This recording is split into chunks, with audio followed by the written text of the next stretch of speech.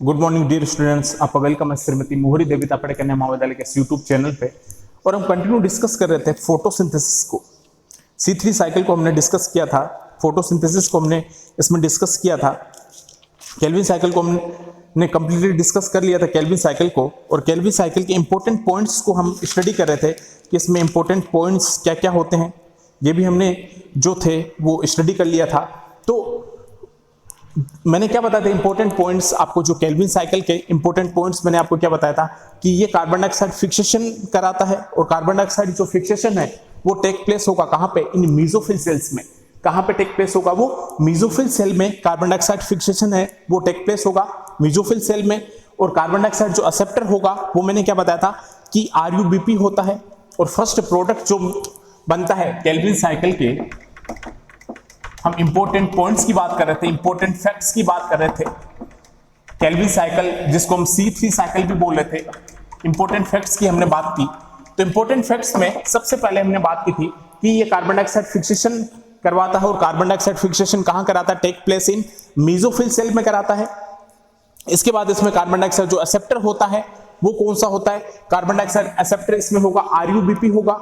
और फर्स्ट जो प्रोडक्ट बनता है यहाँ पे वो मैंने आपको क्या बताया था, PGA बनता है, फॉस्फोगिल्सरेट बनता है। क्या बनता है यहाँ पे, फॉस्फोगिल्सरेट यहाँ पे फर्स्ट प्रोडक्ट बनता है। और जो क्रेन्स एनाटोमी होती है स्टूडेंट्स, यहाँ पे जो क्रेन्स एनाटोमी होगी वो एब्सेंट होती है। क्रेन्स एनाटोमी जो होगी वो C3 साइकिल में क्या होगी, एब्सेंट होगी। वो किस पे प्रेजेंट होगी, C4 साइकिल में ही क्रेन्स एनाटोमी प्रेजेंट होगी। और ग्रेनम जो है वो प्रेजेंट होगा मेसोफिल सेल में। और यहाँ पे नॉर्मल क्लोरोप्लास्ट पाया जाएगा। कौन सा क्लोरोप्लास्ट पाया जाएगा, नॉर्मल क्लोरोप्लास्ट पाया जाएगा। स्टूडेंट कैसा क्लोरोप्लास्ट पाया जाएगा, नॉर्मल क्लोरोप्लास्ट पाया जाता है। ये हमने पॉइंट्स कुछ डिस्कस किए थे। और जो फिक्सेशन बताया था मैंने कार्बन डाइऑक्साइड का कि अगर कार्बन डाइऑक्साइड 50 ppm तक है तभी कार्बन डाइऑक्साइड वहां पे फिक्स होगी, तभी रूबिस्को से कार्बन डाइऑक्साइड बाइंड करेगा और कार्बन डाइऑक्साइड को क्या करेगा, वो फिक्स करेगा। अगर कार्बन डाइऑक्साइड की कंसंट्रेशन 50 ppm तक है या 50 ppm से ज्यादा है तो रूबिस को बाइंड करेगा कार्बन डाइऑक्साइड से। लेकिन अगर 50 ppm से कम है कंसंट्रेशन तो रूबिस को किसे बाइंड करेगा, ऑक्सीजन से बाइंड करेगा। और ऑक्सीजनेज एक्टिविटी को क्या करेगा, शो करेगा, नहीं तो वो कार्बोक्सिलेशन एक्टिविटी को क्या करेगा, शो करेगा। और ये जो है ये लेस एफिशिएंट है। अगर मैं बात करूं केल्विन साइकिल की, C3 साइकिल की, तो ये लेस एफिशिएंट है। क्यों, due to higher photo respiration की वजह से, हायर फोटो रेस्पिरेशन की वजह से।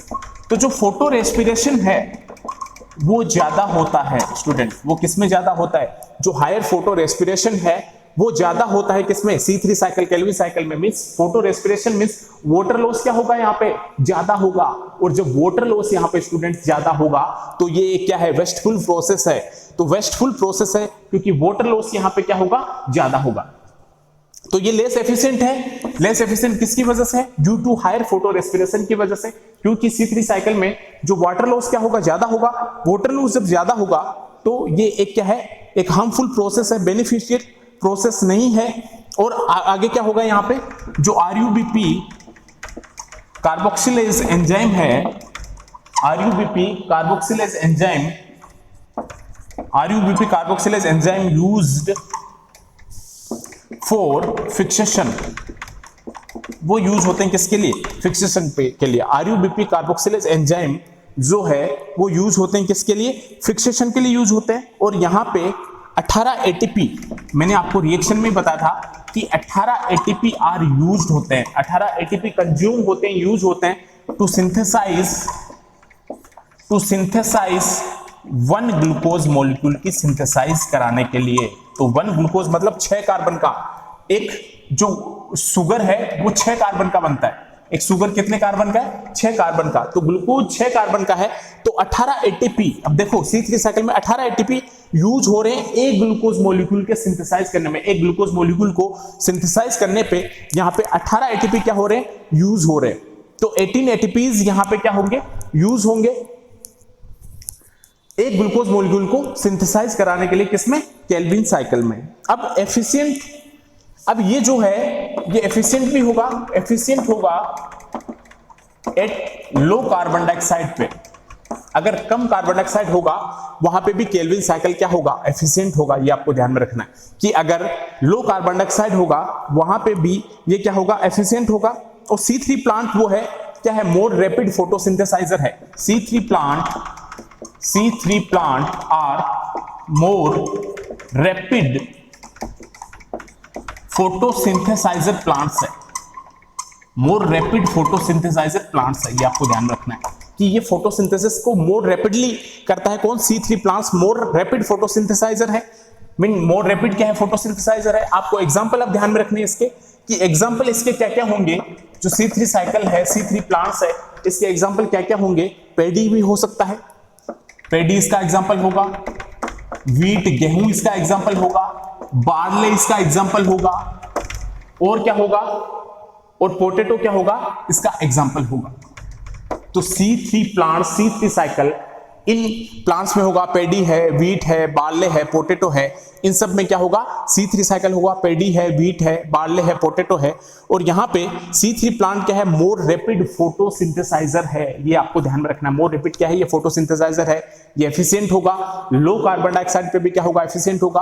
और लेस एफिशिएंट होगा किसकी वजह से, क्योंकि ये जो फोटो रेस्पिरेशन है उसको क्या करता है, ज्यादा करता है, मींस वाटर लॉस ज्यादा करता है। जो वेस्टफुल प्रोसेस है, यूजफुल प्रोसेस को कम करता है। और यहाँ पे RUBP कार्बोक्सिलेज एंजाइम फिक्सेशन के लिए यूज होगा। और 18 ATP, देखो 18 ATP कंज्यूम हो रहा है एक ग्लूकोज मॉलिक्यूल को सिंथेसाइज करने के लिए। और C3 प्लांट जो है वो मोर रैपिड क्या है, फोटोसिंथेसाइजर है। और यहाँ पे जो पहला प्रोडक्ट बनता है वो कौन सा होता है, फॉस्फोगिल्सरेट। ये आपको ध्यान में रखना है। 3-PGA बनता है। यहाँ पे क्रेन्ज एनाटोमी क्या होगी, एब्सेंट होगी। C4 प्लांट्स में क्रेन्ज एनाटोमी क्या होगी, प्रेजेंट होगी। और यहाँ पे नॉर्मल क्लोरोप्लास्ट जो है वो यहाँ पे पाया जाता है। जैसा क्लोरोप्लास्ट पाया जाता है, नॉर्मल क्लोरोप्लास्ट पाया जाता है। और क्रेन्ज एनाटोमी यहाँ पे क्या होगी, एब्सेंट होगी।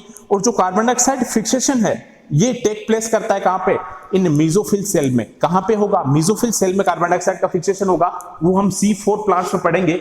वहां पे दो सेल काम करेगी C4 प्लांट्स में, C4 साइकिल में मेसोफिल सेल और बंडल सेल दोनों जो सेल है वो यूज होगी वहां पे। बंडल सेल और मेसोफिल सेल, मेसोफिल सेल जो है वो क्या करता है, वहां पे कार्बन डाइऑक्साइड को कैरी करता है और वहां फिर वो बंडल सेल में लेके जाता है। और वहां क्लोरोप्लास्ट होता है और वहां पे वो क्या करता है, कार्बन डाइऑक्साइड का फिक्सेशन करता है। तो कार्बन डाइऑक्साइड फिक्सेशन जो है वो मेसोफिल सेल में होता है। और मेसोफिल सेल जो है कार्बन डाइऑक्साइड वो क्या करता है, कैरी कर सकता है। और वहां से उस कार्बन डाइऑक्साइड को मेसोफिल सेल बंडल सेल में लेके जाएगा और वहां क्लोरोप्लास्ट होगा और वो वहां पे क्या करेगा, कार्बन डाइऑक्साइड का फिक्सेशन करेगा।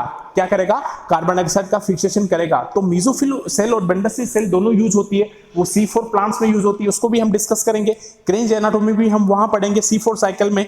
और यहाँ पे फर्स्ट प्रोडक्ट कौन सा बनेगा C3 में, फॉस्फोगिल्सरेट। ये आपको ध्यान में रखना है। कार्बन डाइऑक्साइड एक्सेप्टर यहाँ पे कौन होगा, RUBP होगा। नॉर्मल क्लोरोप्लास्ट पाया जाएगा। ग्रेनियम यहाँ पे प्रेजेंट होगा कहाँ पे, मेसोफिल सेल में। ऑप्टिमम टेम्परेचर यहाँ पे चाहिए कितना, 20 to 25 डिग्री सेल्सियस। और फिक्सेशन ऑफ कार्बन डाइऑक्साइड वो कितने ppm पे होगा, 50 ppm पर। अगर मान लो 50 ppm से कम होगा कार्बन डाइऑक्साइड तो यहाँ पे ऑक्सीजन एक्टिविटी क्या होगी, शो होगी। मींस जो रूबिस को है वो किससे बाइंड करने लग जाएगा, फिर ऑक्सीजन से बाइंड करने लग जाएगा। और अगर RUBP जो ऑक्सीजन से बाइंड करने लग जाएगा रूबिस को, तो वो क्या करेगा, फिर ऑक्सीजनेज एक्टिविटी शो करेगा। और RUBP कार्बोक्सिलेज एंजाइम यहाँ पे फिक्सेशन के लिए यूज होता है। लेस एफिशिएंट होता है क्योंकि यहाँ पे C3 साइकिल में हायर फोटो रेस्पिरेशन होता है, वाटर लॉस ज्यादा होता है। और 18 ATP यहाँ पे यूज होते हैं एक ग्लूकोज मॉलिक्यूल को सिंथेसिस करने में। और यहाँ पे एग्जाम्पल की अगर मैं बात करूं तो यहाँ पैडी है, वीट है, और बार्ले है, पोटैटो है, राइस है। यहाँ पे राइस भी होगा, राइस भी इसी एग्जाम्पल में आएगा, राइस है। तो ये सब जो है ये किस में यूज होते हैं, ये सब ये C3 साइकिल की क्या है, एग्जाम्पल है कि C3 साइकिल जो है वो कहां पे होता है। तो ये आपको ध्यान में रखना है। ये इंपॉर्टेंट पॉइंट्स हमने देखे कि इंपॉर्टेंट पॉइंट्स यहां से कॉम्पिटिटिव एग्जाम में क्वेश्चन पूछे जाते हैं C3 साइकिल के। तो C3 साइकिल जो है ये हमने पूरा ऑल ओवर कंप्लीट डिस्कस कर लिया है। इसका साइकिल भी हमने देखा कैसा होता है। तीनों जो प्रोसेस है, कार्बोक्सिलेशन है, रिडक्शन है, रीजनरेशन है, कैसे कैसे होते हैं, किस किस प्रोसेस से होते गुजरते हैं, इंपॉर्टेंट फैक्ट्स हमने देखे सारे। उसके बाद आगे हम नेक्स्ट क्लास में बात करेंगे C4 प्लांट्स की, C4 साइकिल्स की।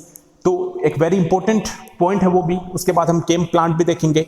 C4 प्लांट में हम बंडल सेल, मेसोफिल सेल दोनों को देखेंगे। साथ में उसमें हम क्रेन्स एनाटोमी भी देखेंगे। और यहाँ पे अगर C3 साइकिल की मैं बात करता हूँ तो यहाँ पे तो 3 कार्बन का क्या बनता है, प्रोडक्ट बनता है। लेकिन अगर हम C4 साइकिल की बात करेंगे तो वहां पे 4 कार्बन का क्या बनेगा, कंपाउंड बनेगा जिसको हम क्या बोलेंगे, ऑक्जेलो एसिटेट बोलते हैं। तो उसको हम डिस्कस करेंगे नेक्स्ट क्लास में, C4 साइकिल को। तो आज हमने C3 साइकिल जो फिनिश कर लिया, इंपॉर्टेंट फैक्ट्स भी मैंने आपको बता दिए। अब नेक्स्ट क्लास में हम डिस्कस करेंगे। Thank you.